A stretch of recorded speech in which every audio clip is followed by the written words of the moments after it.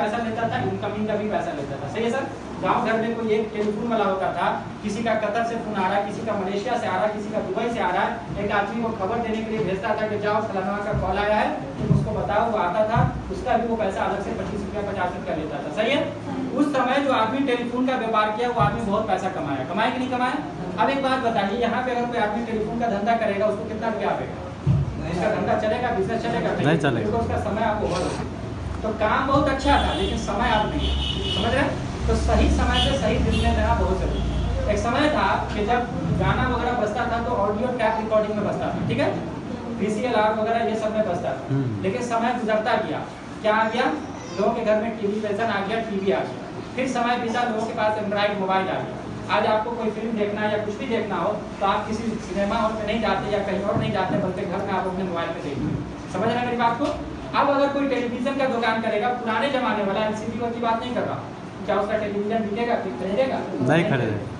तो मेरे साथियों, मेरे भाइयों, एक चीज जरूर आपसे कहूंगा, समय अब परिवर्तन का है। अब जो दौर चल रहा है वो डायरेक्ट सेलिंग बिजनेस का चल रहा है। जितने भी कामयाब लोग हैं, मैं बार बार कह रहा हूँ, चाहे वो APJ अब्दुल कलाम साहब हो या जो भी लोग हो, उन सभी का कहना और मानना है कि 21वीं शताब्दी, अभी जिस साल में हम लोग चल रहे हैं 2024, कौन सा साल चल रहा है? 2024, यानी हम 21वीं शताब्दी चल रहे हैं। 21वीं शताब्दी में 2024 से लेकर के 2099 तक, यानी अभी कितना साल बाकी है समय? कितना साल समय बाकी है? 24 और 6 30, और उधर हो गया कितना? 30, तो 60 हो गया। तो 60 और 30 कितने? 60 और 6 कितना हुआ? 66 साल। ये 66 बरस जो अभी आपके पास समय है वो डायरेक्ट सेलिंग बिजनेस। तो आप अंदाजा लगा के देखें कि कितना बड़ा? 86 होगा ना सर? 86 होगा सर, 86 76 होगा, 76 होगा। ये 76 बरस का जो आपको टाइम मिला है, समझिए वो डायरेक्ट सेलिंग बिजनेस का है।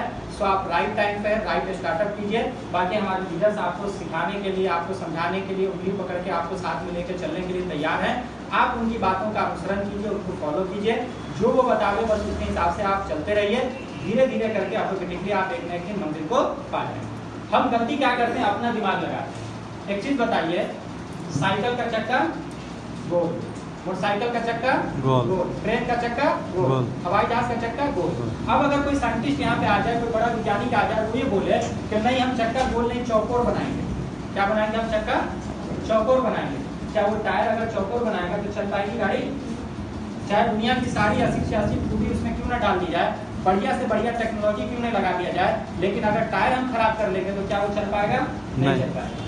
वही चीज दरअसल हमारे बिजनेस के अंदर हमें अपना ब्रेन, अपना दिमाग यूज नहीं करना है, बल्कि एक कामयाब लोगों ने सिस्टम बनाया है, तरीका बनाया है, बस उसको फॉलो करते जाना है। ऑटोमेटिकली हम अपने मंजिल को पाते जाएंगे। समझ में आ रही मेरी बात? चलिए अब लास्ट में आप सबसे एक चीज पूछना चाहूंगा, यहाँ पे कितने लोग हैं जो बिजनेस करते हैं, व्यापार करते हैं? कितने लोग? नौकरी वाले कितने लोग हैं? जॉब करने वाले? मतलब कुछ लोग ऐसे भी हैं जो ना जॉब कर रहे हैं ना बिजनेस कर रहे हैं, तो भैया क्या कर रहे हैं? बैठे रहते हैं। बैठे रहते हैं। चलिए भाई, करते हैं। इस घर के बाद उस घर में जाते हैं, उस घर के बाद उस घर। सही। देखिए एक चीज समझिए, हर गाड़ी के अंदर, जैसे 4 व्हीलर की हम बात करें तो 4 व्हीलर मतलब कितना हुआ? 4 पहिया। 4 व्हीलर मतलब कितना हुआ? 4 पहिया। लेकिन 4 पहिया के साथ साथ स्टेपनी होता है। क्या होता है उसमें? क्यों स्टेपनी होता है? कभी आपने उस पर गौर किया?